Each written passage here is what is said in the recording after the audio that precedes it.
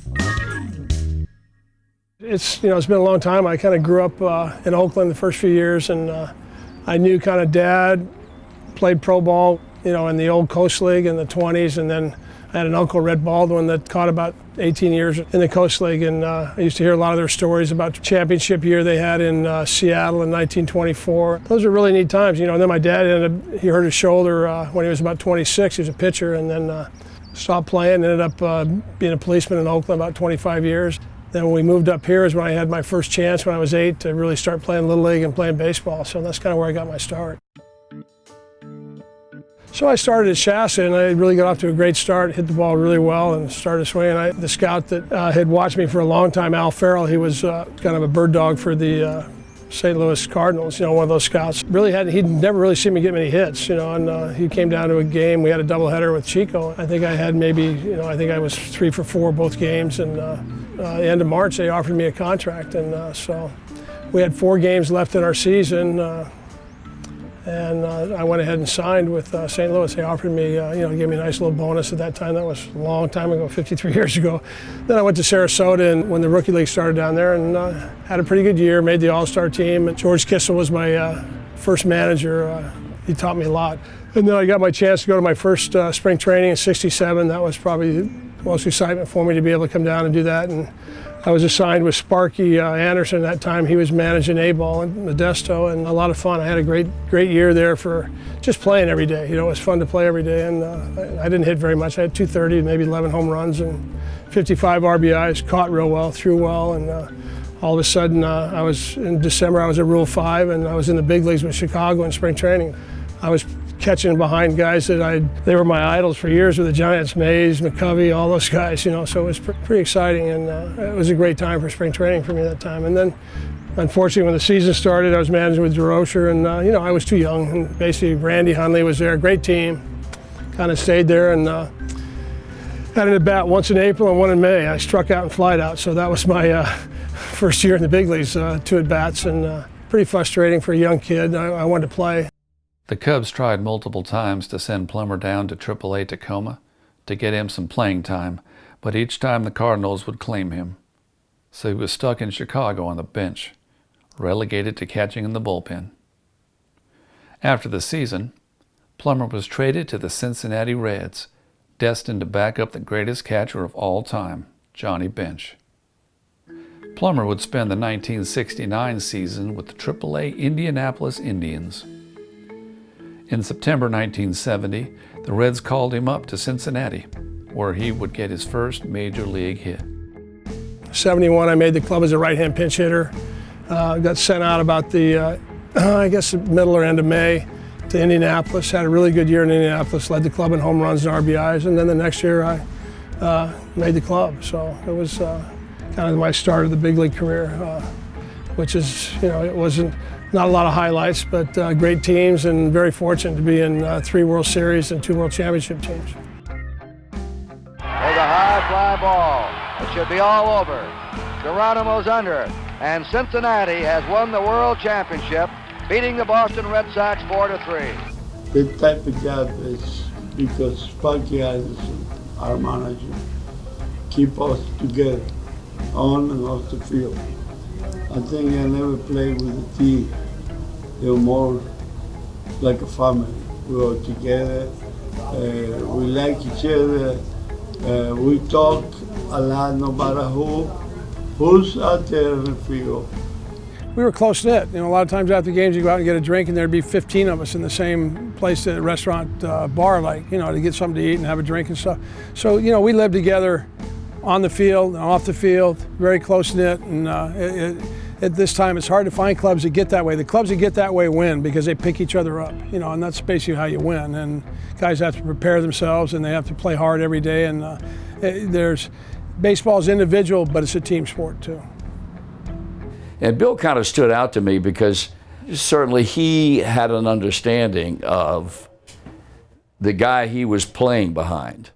But at the same time, I realized relatively early on that he was the kind of guy that wanted to play, and wanted to play more than a couple of times a week, and play.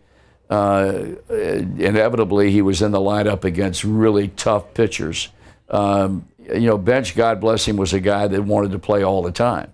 And for the most part, Johnny would take off the second game of doubleheaders, and periodically would take a day off, just to give him some rest in the heat of the summer.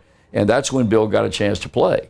And I often felt it was really tough for him because he probably got a chance to play less than any of the other extra players on the ball club, simply because of playing behind a guy who was a lead pipe Hall of Famer, and on top of that, playing behind a guy who wanted to play as much as he physically could.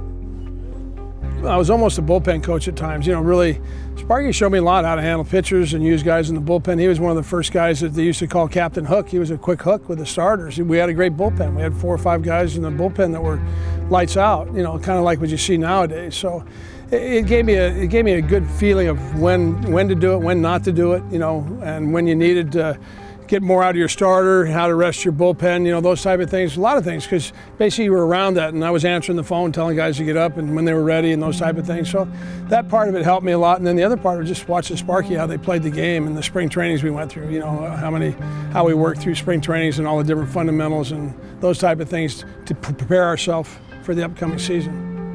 When he's in the bullpen and somebody ready to pitch, he go out there and tell bench. I believe so. This guy got the best pitch they had today is the fastball. So Johnny listened to he used the fastball because he warmed the pitcher in the bullpen, so he knows what kind of pitches he had for the game. He handled a pitching staff well. He called a good game. He was passionate about what he did, and let's face it, as important as Bench was in that lineup, and as important as having Johnny's bat in the middle of the lineup, those times in which Bill got a chance to play, and admittedly Bill's strong suit was defense, it certainly wasn't offense, and I think part of that had to do with the fact that he didn't get to play very much. But they did not miss, I don't think, in the short term, those days in which Johnny was not in the lineup because of the offensive abilities of so many other people. He got the tools, He really was a great hitter like Johnny May was, but he made contact. He was strong. If you play every day, he's going to get better. He got a good arm, good defensive catch. Strong arm. He got an arm just like Bench. A guy like Bill Plummer, a guy like Doug Flynn, or some of the other guys that were extra players on that club, they had to do some extra things that the great players didn't do, and they did it willingly, knowing that they had to develop some kind of edge over some young guy coming in from Indianapolis or a AAA club that was trying to take their position away. Well, every year they want to come and have a job, but they know we have 8 regular players in the lineup. So they'll find out what kind of job they're going to have. So they prepare themselves. Spring training, those players like Bill, they played a lot, so they know our pitchings. So he prepared for that season when he had the time to play when Johnny is off.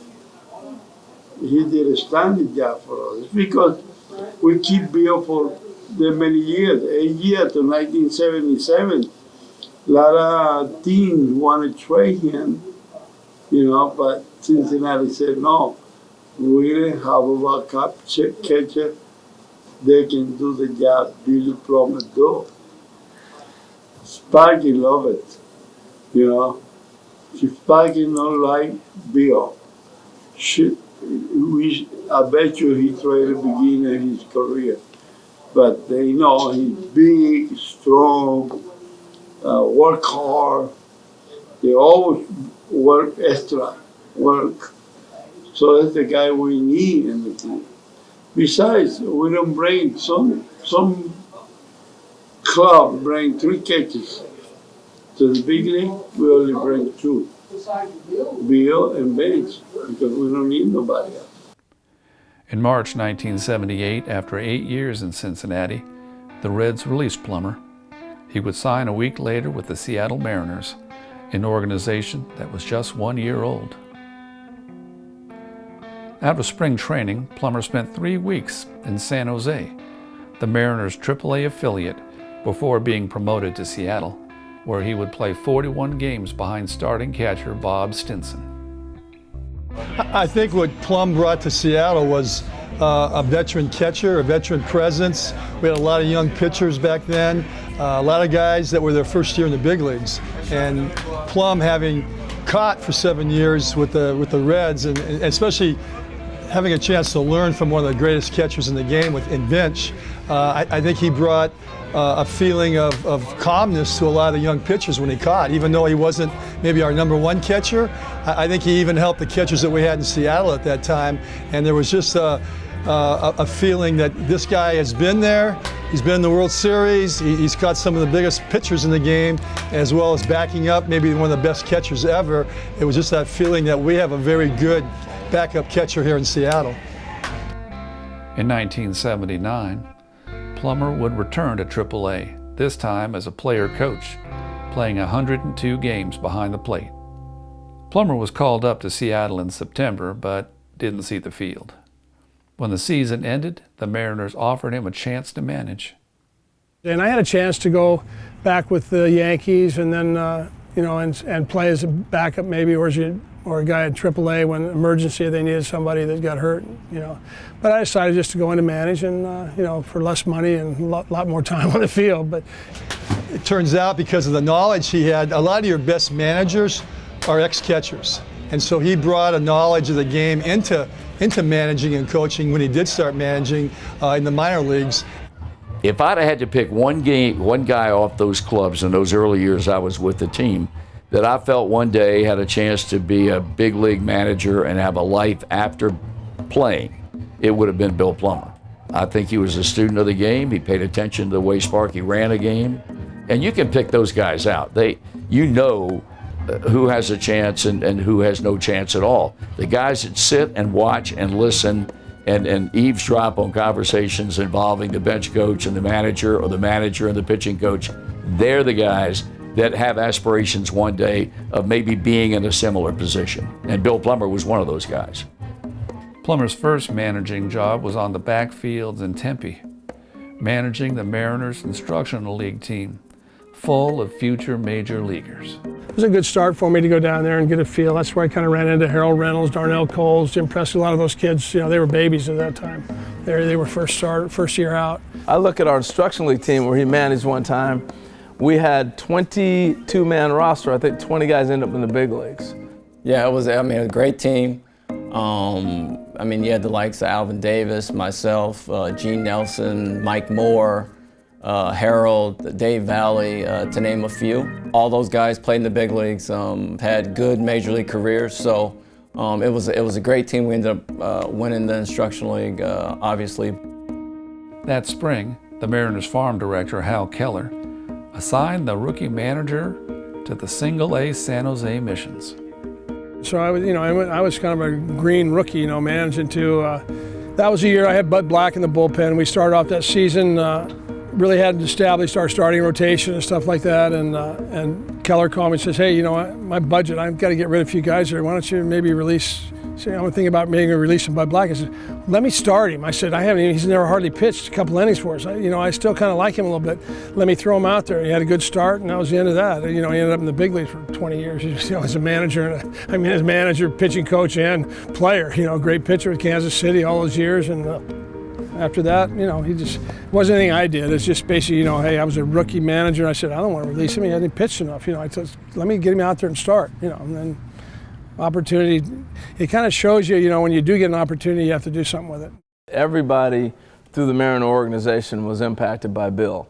Whether it's Dave Valley, Darnell Coles, myself, Edgar, the younger guys, you name it, he pretty much touched everybody. I thought for me, he played in such a great organization in Cincinnati. So as a guy that switch hit, I learned how to switch hit in A-ball, so I spent probably more time with Bill than anybody because I was just learning how to hit left-handed. So he threw me BP after BP after BP, early hitting, during the game, after the game, all the time. So I spent a lot of time talking with him. Plus that rookie year in A-ball, I stole 69 bases. So he taught me about situations to run in, what were you looking for, what can you maybe pick up, because he was a former catcher. But in A-ball, you're taking young men and trying to mold them into being adults, so to speak. And I think with Bill, at that time, what he was able to do was to identify the talent and make it grow. Systematically, as a player, your numbers, you get paid on that and those sort of things, and you got to go out and perform. But being able to get a guy over, be situationally aware, understanding the different things, as far as being a good teammate, being aware of everything and everybody, and take yourself out of it. And I think a lot of the stuff he brought with him from Cincinnati, where there's always somebody starting earlier than you or getting a jump on you, so it's good to get up, get your work done, and all that. But it was preparation for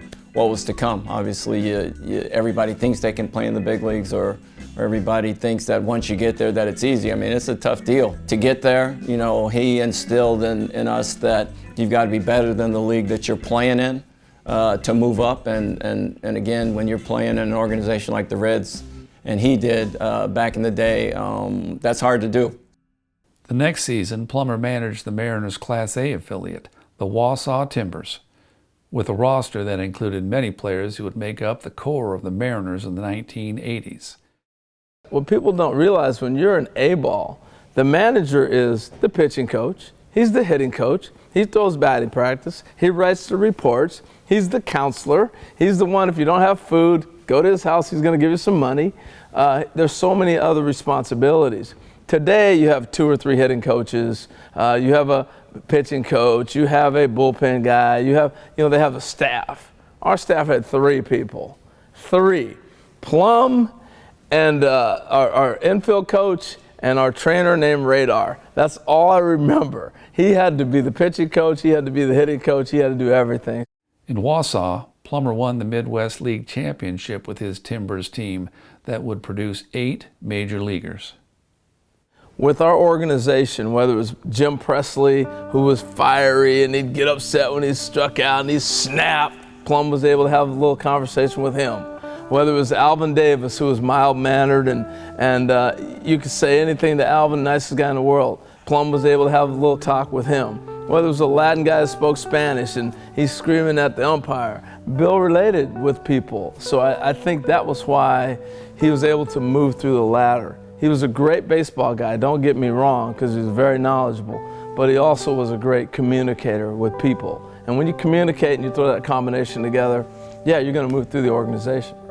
So when I look back at Bill Plummer, and you look at Orlando Mercado, Dave Valley were the catchers, Dave Henderson, you look at Spike Owen, myself, Alvin Davis, Jim Presley, Mark Langston. You go through the whole organization, Edgar Martinez, all the way through. Bill Plummer had an impact on every guy that came through.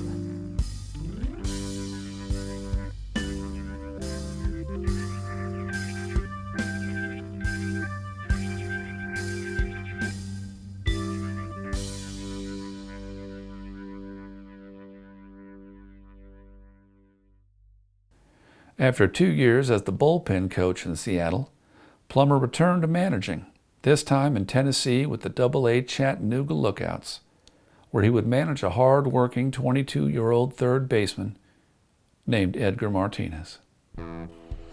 Yes, Bill Plummer meant a lot to me. He played a big role in my career. You know, he was my manager in Double-A, Triple-A. I learned a lot about how to play the game. He was a good teacher of the game, and he wanted the players to play the game the right way. The fundamental of the game, he was very good about teaching the fundamentals of the game. Well, I mean, Edgar was a great kid. I mean, he worked hard. You know, I go back to him to Double-A in Chattanooga, you know, where when guys were out at the pool and he's swimming and stuff, he was upstairs in the weight room pumping iron, you know, and sweating 100, you know how the humidity is in Tennessee and stuff. And, you know, he was that type of dedication, you know, and he hit 250 with 10 home runs and maybe 50, 60 RBIs. Didn't get a chance to come to AAA that year, and I think he was really angry at me, and which I don't blame him, but a lot of times you don't have control of that, you know, and kids don't realize that sometimes. And then the next year when he came, he, you know, just crushed the league.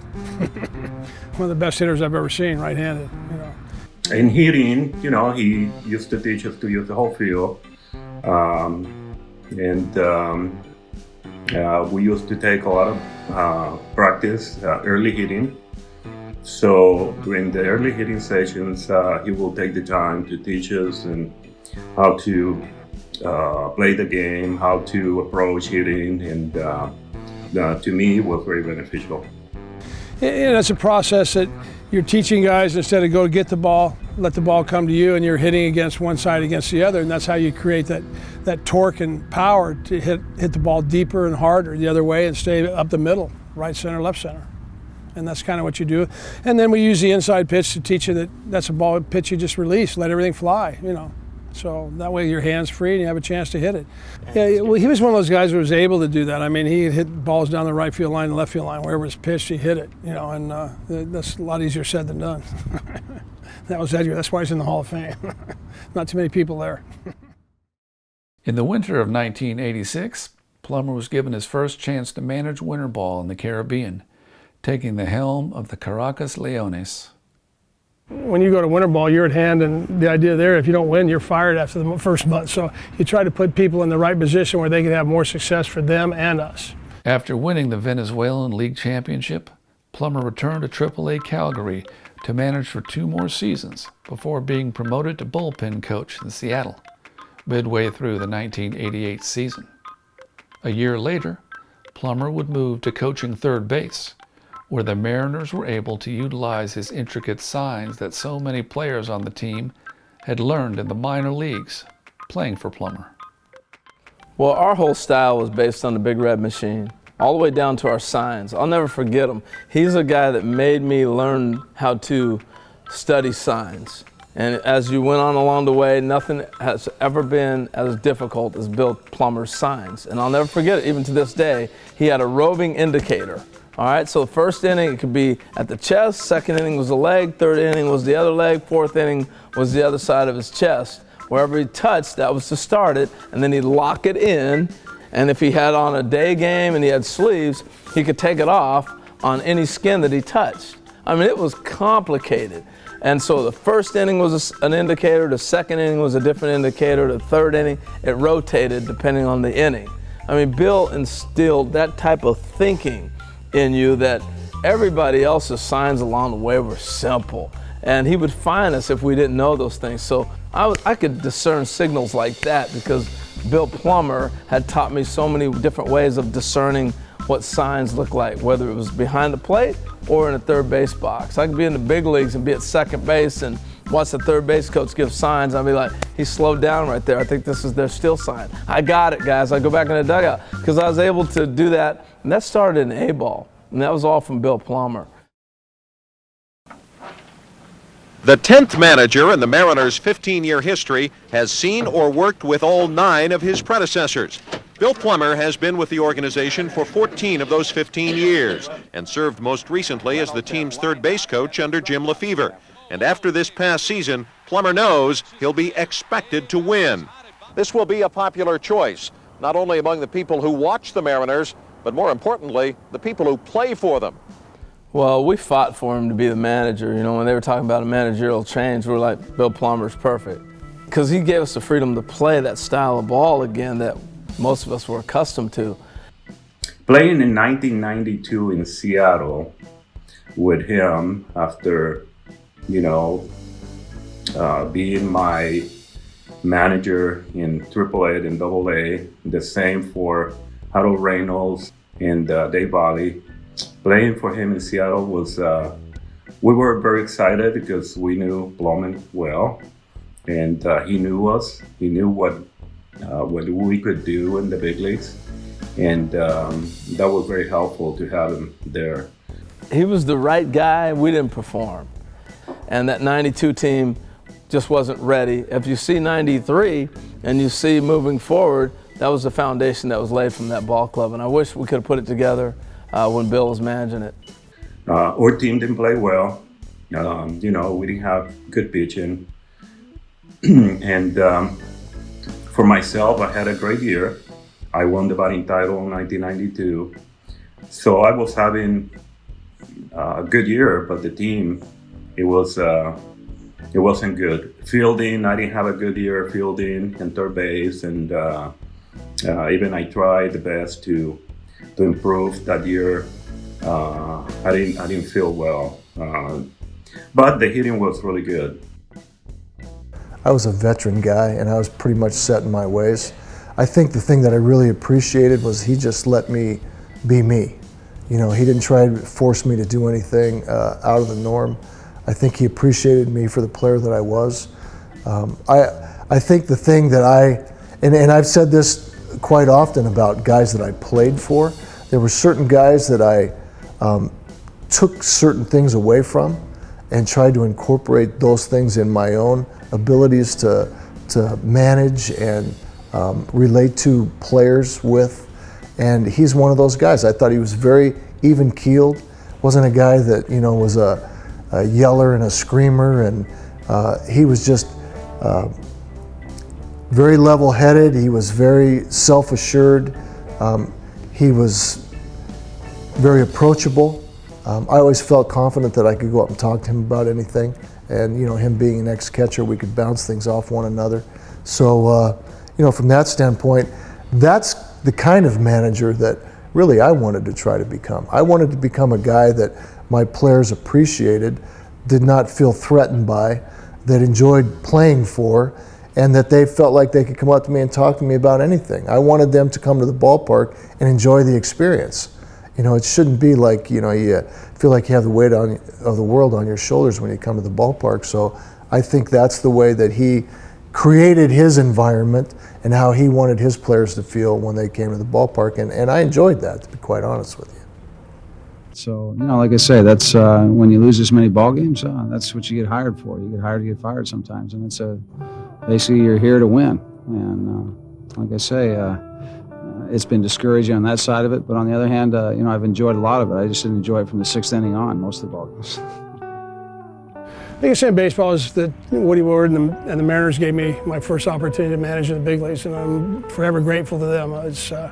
Unfortunately, it was only 1 year, lost 98 games, and that's kind of the way it goes. And why you would hold a manager accountable for the kind of year they had and give him 1 year and never look back again is hard for me to understand, and he's certainly not the only one that's ever happened to.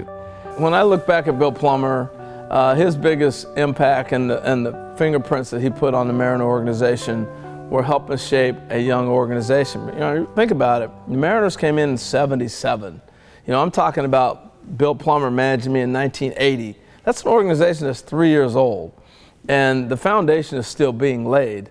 And so Bill Plummer had a big part to do with what happened in '95 that started back in 1980.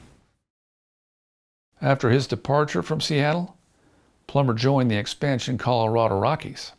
He ran their minor league camp in spring training and was the Rockies' rookie league pitching coach when the season started. He ended the season in Denver after being promoted to his third stint as a major league bullpen coach, a position he would hold for one more season. In 1995, the Detroit Tigers would bring Plummer back to the dugout when he was assigned to manage the AA Jacksonville Suns. That fall, the Tigers manager, Buddy Bell, and the front office wanted #1 pick Phil Nevin to learn how to catch, and Plummer was given the task of converting the third baseman and taking him to Jacksonville where he would be the starting catcher.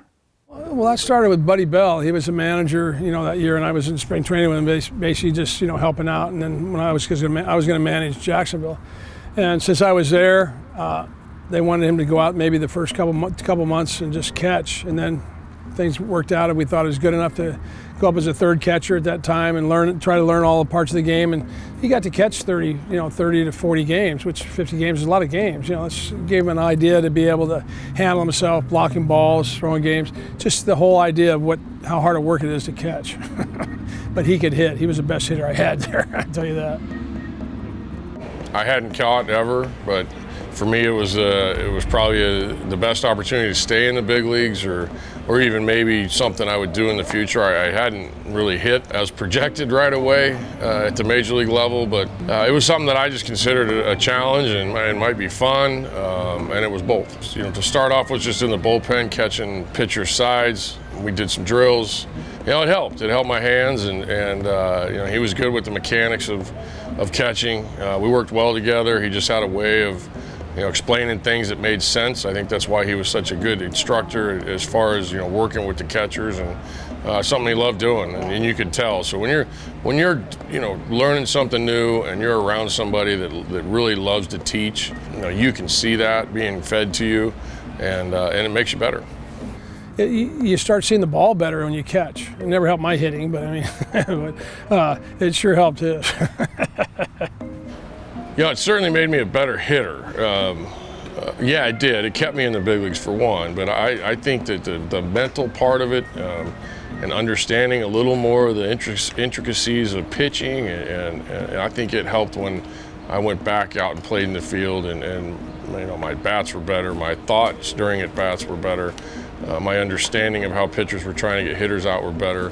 I really enjoyed it. I really did. I liked going back there. I liked working with the pitcher before the game. Loved calling the game. Didn't like the little, nicks and bruises and stuff like that. And once I was done with it and playing in the field, and like I said, I think it made me a better hitter. So once that was accomplished, I really, I kind of, you kind of get a better appreciation for what those guys go through each day, and I certainly had that. Despite his work with Nevin that contributed to his promotion back to Detroit and a more than 100-point improvement in Nevin's major league batting average and winning the Southern League first half championship, the Tigers front office fired Plummer during the All-Star break. Within a month, the Reds picked Plummer to manage their rookie league Billings Mustangs for the second half of the season. After the season, Plummer returned to Northern California and accepted an offer to build and manage the first professional baseball team in far Northern California in over 40 years, the Chico Heat, an expansion team in the independent Western Baseball League. Chico was a brand new expansion team in the league, and they hired PLUM to manage the club, and basically he had to go out and find a pitching coach. So he called me up, interviewed me, offered me the job, and we had to go out and basically build a team together. He did most of the work, we had no players, so it was starting basically from scratch. Go build yourself a team. And I'd like to say that mainly Bill put together a great team. And then I obviously handled the pitching, and we didn't have a hitting coach that year. It was just basically Plum and I. And they were all the Heat needed. After entering the playoffs with a .500 record, the underdog Heat surprised the league, winning the 1997 Western Baseball League Championship. Hagee swings, it's a fly ball to center field, this should end it. Ryan is under it, and he makes the catch for the out. The ball game is over. Great feeling. It's a great accomplishment to have your own club, build your own ball club, and then have them win. Up and I've hugged every one of them tonight, and I can't tell you how excited I am. Yeah, that was it was great to win. It was probably unexpected, but I think deep down we expected it, because he's a fiery competitor, and I'm a competitor. I don't know about as fiery as Plum, but I get there at times for sure. Yeah, it was just a great season for us. We were kind of the underdog sleepers. We had a great town in Chico, California to work for. Yeah, when we ended up 500 that year, but we got hot at the end. We made a few trades, and they kind of all clicked. We've got a shortstop, third baseman, and Joe Dolly turned it on at the end as his closer. He threw 90 plus. He signed with Atlanta and pitched with Atlanta in the big leagues. So, it was all fortunate, and things went well. Just at the end, and we ended up going to Reno. And we won it on the road up there, and it was just one of those great years. It happens. And then the next few years, we lost in the playoffs. We were 60-30 and something like that. Great teams, better teams, but sometimes you run into a club hot at the end of the year, and that's all it takes. But it was a fun year. A great place, and rest his soul. Steve Nettleton passed away, but he was a great influence. Bob Lynchide, all those guys. I mean, it was probably one of my funnest times. And at times, you had to build the club, you had to negotiate salaries. They took care of the paperwork for me, but it was a fun experience.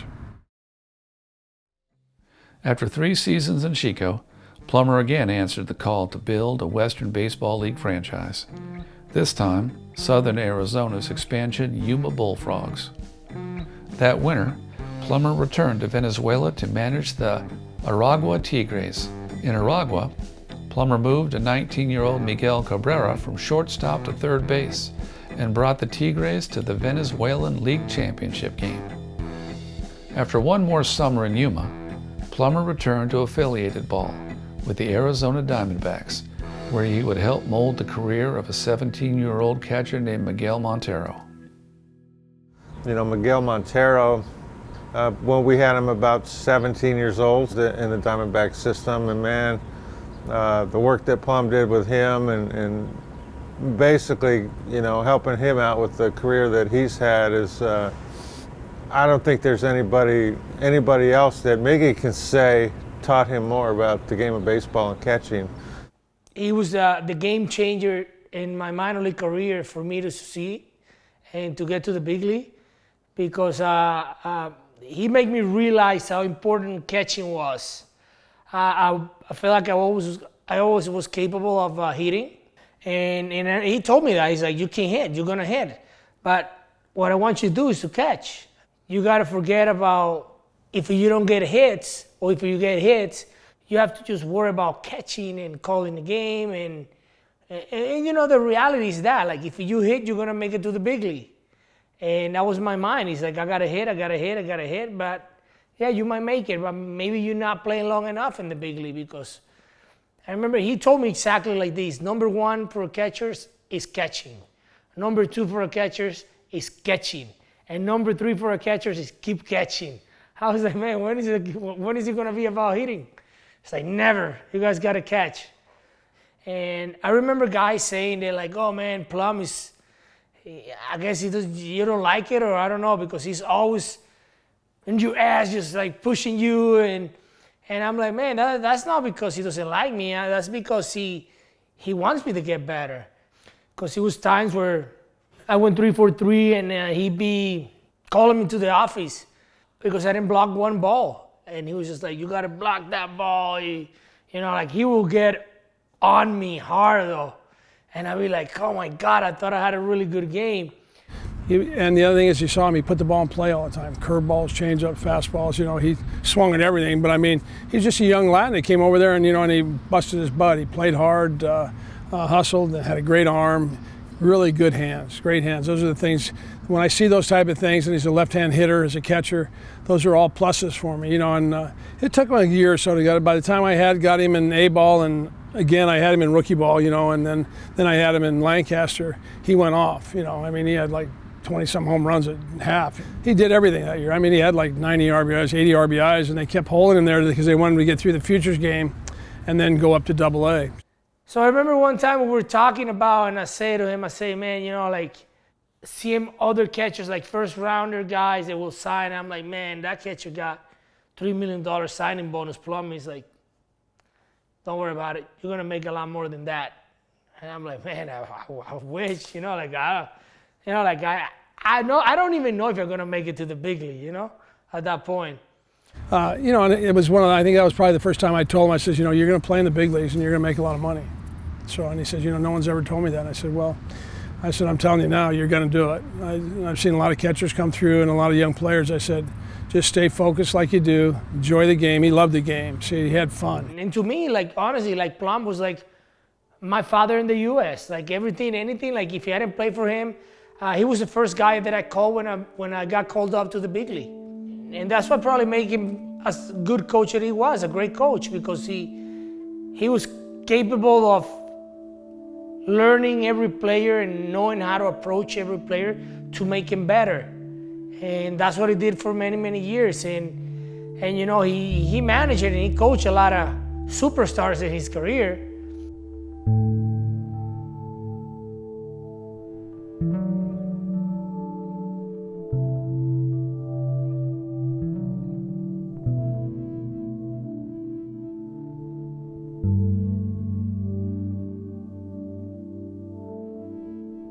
And then I got to the big league, and I wasn't catching every day. And I remember I remember Bill calling me and say, "Hey, be patient. You're fine. You're an everyday guy.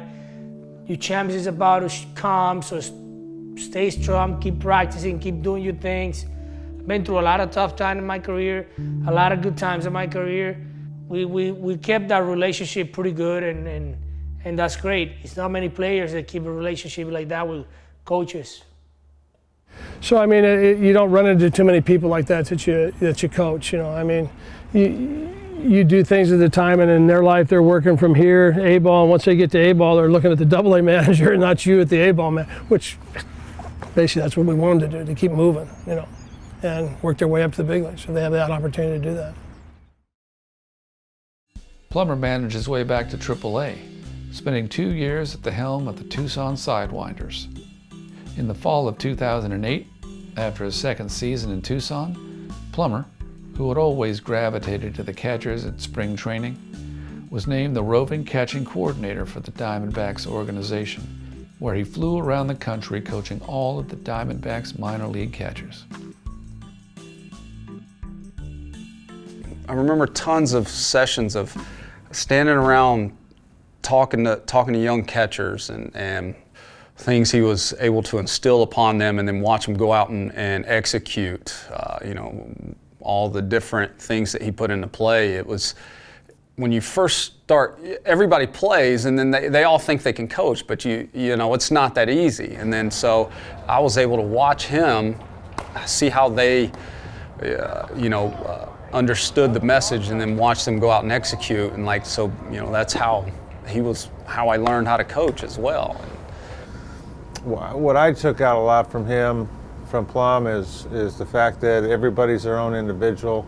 He taught them to be the best that they can be, and it wasn't really cookie cutter, you know? It's not cookie cutter. It's not, here's the mold, you gotta follow it, boom, you gotta do it this way. He would tailor it to who that person was, and that's kind of the approach that I've taken as far as being a pitching coach now, is tailoring it to them, and how do I get the best out of that person. And he was a great inspiration for me because he taught me really what a coach was all about. He was fair to all the kids, whether you're a #1 pick or you were a free agent signing from a small school somewhere. He wanted everybody to be treated the same way. He would let it know, like, I seen big leaguers and they were just showing up and being cocky. he let him know. He's like, hey, you're not gonna do that here, come on. Show these guys up that you're big league players, you know? Show them the right way. In December 2011, Plummer took over the managerial duties of the Hermosillo Naranjeros of the Mexican Pacific League, turning the team around and bringing them to the playoffs. The Diamondbacks saw this and moved Plummer back to the dugout, where he would manage the Single-A Visalia Rawhide. David Peralta's in the big leagues. He had him. Here's a kid that came out of independent ball. I remember the first time when I met him, when I came back from the independent ball in high A. He was my first manager in high A. And I mean, he was a great guy. He came to me, introduced himself, like, hey, David. And the funny thing, that day he told me, hey, you're gonna play, but you know, they were waiting for my contract, sign the approval for the MLB. So he told me, hey, you're not playing right now, but if we get the contract before the game started, you're gonna be playing. I was like, okay, I'm ready. I was so excited because it was my first day. And it was funny because 30 minutes before the game the game was about to start, he said, hey, you're gonna play, David. You ready? You're gonna be playing right field and everything. I'm like, oh, okay, I was really excited, but I mean, he was like doing a little bit of everything. He was like talking to you, like good communication, and he always was really patient with me because he knew it was like, for me, it was a big process coming from the independent ball. We got him from independent team. He hit the ball harder than anybody we had in the team, maybe in the league. I mean, maybe not for distance yet. And he had a lot of trouble because he didn't see very good left-handers. He went from a pitcher and then went independent as a hitter. And I really appreciate it from him because he gave me the opportunity. Because I remember when I won my first game, I went 3 for 4, and then I went like 0 for 11. But he was putting me in the lineup every day and believing in me. And he was one of those guys when I got to call to the big league, and then I saw him that year later. He was really excited, and I was really excited from him too because he was part of the opportunity that I needed to be where I am right now. David Peralta, he said, this guy's gonna play in the big leagues. He said, I love the swing. He goes, this swing's a major league swing. I still remember that. You know, and this is back when he was in Visalia. From how he hit right-handers and how hard he hit the ball and how hard he played, you see those things and you say, you know what, if he continues, and he went to winter ball every year and played, so he did the right things to get there. You know, a great kid too, and he loved the game too, kind of like Mingy. You know, he's a rah-rah, you know, play the game hard. But he could see stuff like that, you know, and only him, from the years of experience and his eyes seeing so many things, he could say stuff like that. And it was fun. It was fun to watch, fun to talk, pick his brain, because it was a lot of experience that, you know, us as younger coaches at the time, we need to listen to that because those guys have been around a lot longer than we have. Those guys have seen a lot more stuff than we have. At the end of the season, Plummer retook the reins of catching coordinator, where he would spend his final 4 seasons with the Diamondbacks. At the end of the day, he's trying to help you. Because when you come to the big leagues, it's all about wins and losses. That's what basically it is. Yeah, in the minor leagues, you're developing, you're trying to create a great atmosphere, trying to get them as best as you can. When they get here, they're ready to play in the big leagues. But when you come here, one thing matters, it's the wins. And I think that's what he taught us, you know, and I think he learned that from coming up, I guess, early on in his career with the St. Louis Cardinals. George Kissel, I think that was a guy, his mentor, a tough guy, but man, he was fair and he treated everybody the same. And I think he had a little bit of that, George Kissel in him. And I think he brought that to us here, that when he came here, all of a sudden, I think we as an organization in the minor league, we started winning. So that's something to say about Bill Plummer. You know, I think for him, you know, playing for those teams that won, there's a right way to win and there's a way to have fun when winning. And I think that's what that team did, you know, those teams he was on, and that's what he tried to bring to us is there's a right way to do it. When you do it the right way, you can have fun doing it. The catchers who have come through here, the careers they've had, even guys who maybe aren't playing in the big leagues for the D-backs, but we're under Plum and we're able to, you know, have him as a coach and really learn and understand from him. And, you know, I think for a guy like him, 50 years in the game, 15 years with us, your resume kind of speaks for itself. He was a great soul to have in the clubhouse, a great presence here every day. He was a one-of-a-kind guy. Plum's name's always talked about. He's going to be a guy that lives forever around here. I was happy just working and managing the minor leagues. I loved to manage and always had that opportunity. Was fortunate enough to manage a couple of years in Caracas, Hermosillo, and so those are always great experiences for me. And So I look back and I'm very thankful for what baseball's given me. It's a great career and a lot of great times. And I met a lot of great people in the game, and there's been a lot of people who helped me all along the way, you know, as a player, as a manager, as a coach. A lot of things that you learn by experience doing things the wrong way sometimes too. And, you know, and sometimes you get opportunities to, you know, to do it again, and sometimes you have to go look for another job when it doesn't work out. But that's kind of life. You know, the thing is that a lot of times the minor league coaches, they don't get the recognition they deserve. You look at every major league player, they came through a system and they were brought up by not the major league coaches. You know, everybody thinks you get there, they should be a finished product and all that, but they don't give much credit to the guys that developed them and made them better. And guys like Bill, they should be recognized a little more. I know he was, you know, he's gotten a couple of awards within the Diamondback system, probably others. But like I said, his passion and his energy, you know, those are things that the common fan doesn't look into and see. You come to a major league game and you see guys do things well, you know, they don't think, wow, they must have had a good minor league coach. Well, you know, that's usually the case. You know, you come to the big leagues, there's still some teaching involved, but you know, your skill set and the things you learn through the minor leagues and how it's applied at the big league level is mostly coming from your rovers that are down there working with these guys every day through seasons, through instructional leagues, through early spring trainings and early work and throughout the entire time you're doing those things. And those are the rovers and the minor league coaches and managers that put in that time and energy with those players to make them what they are on the field in the big league level.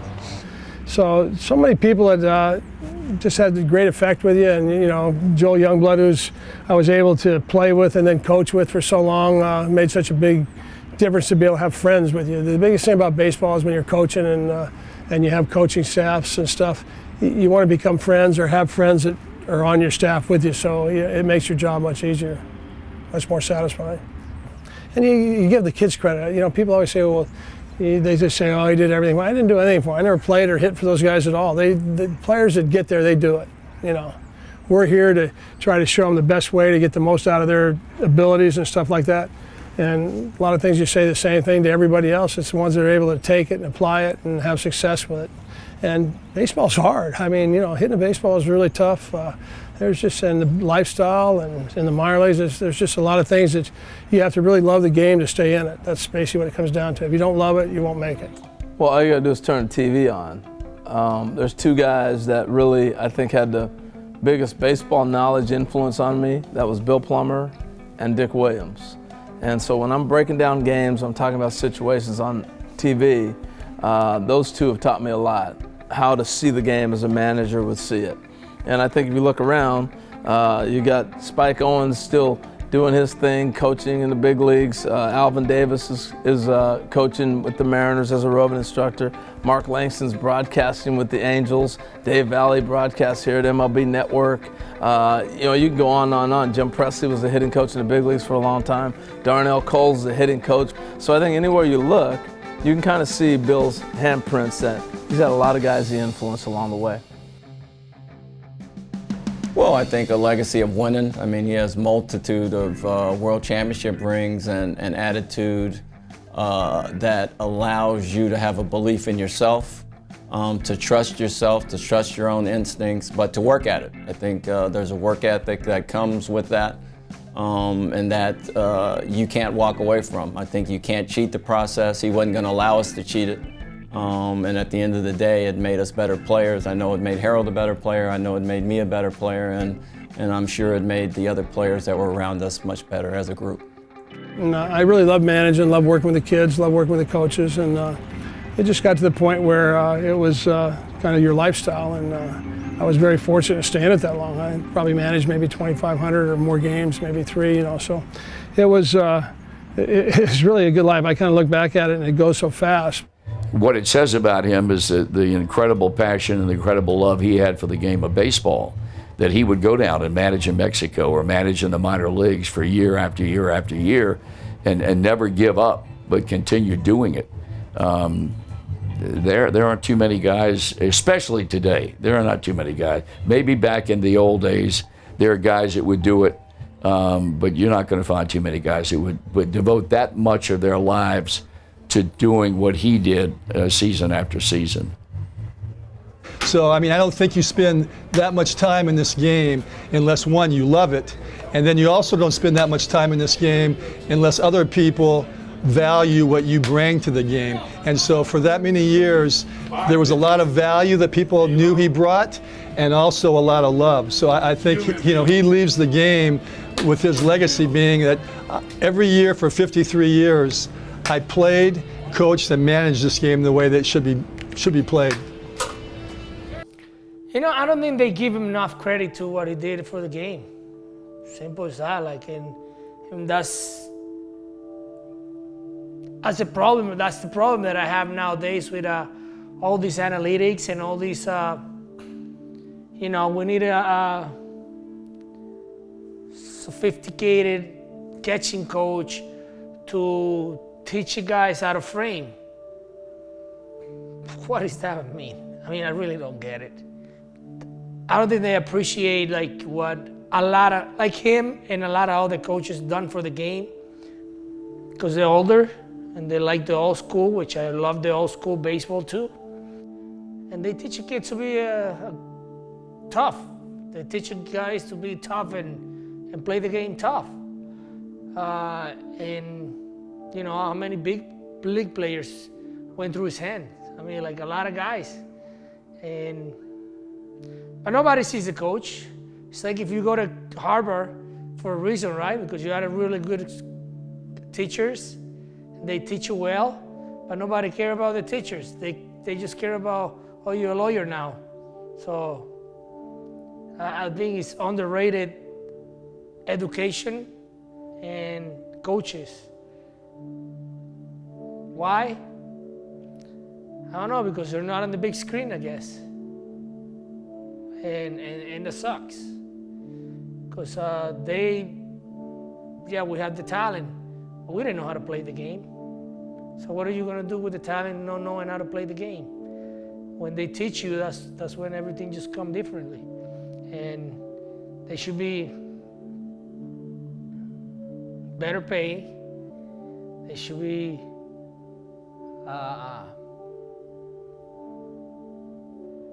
appreciated better, and they should give them credit for what they do for us. So we wouldn't have done anything without them.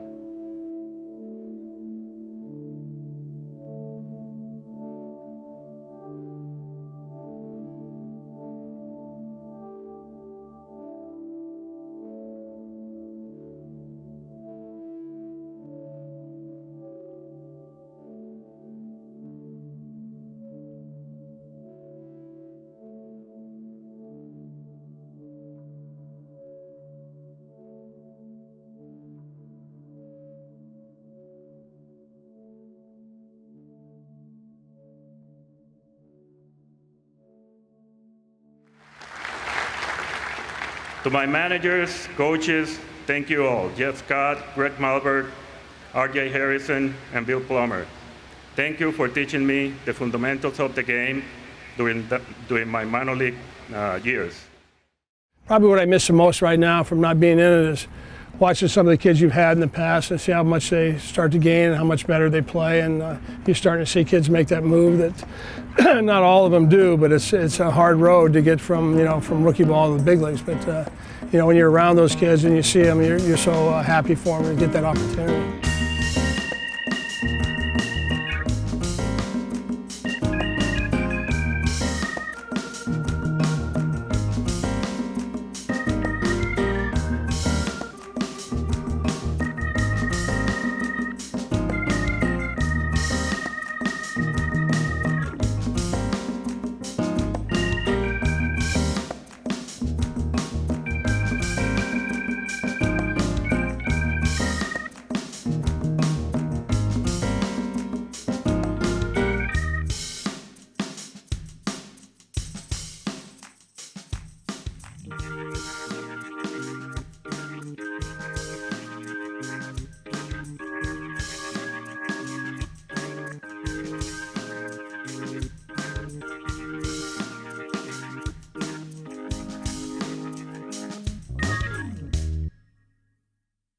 That's about it in a nutshell, those 53 years.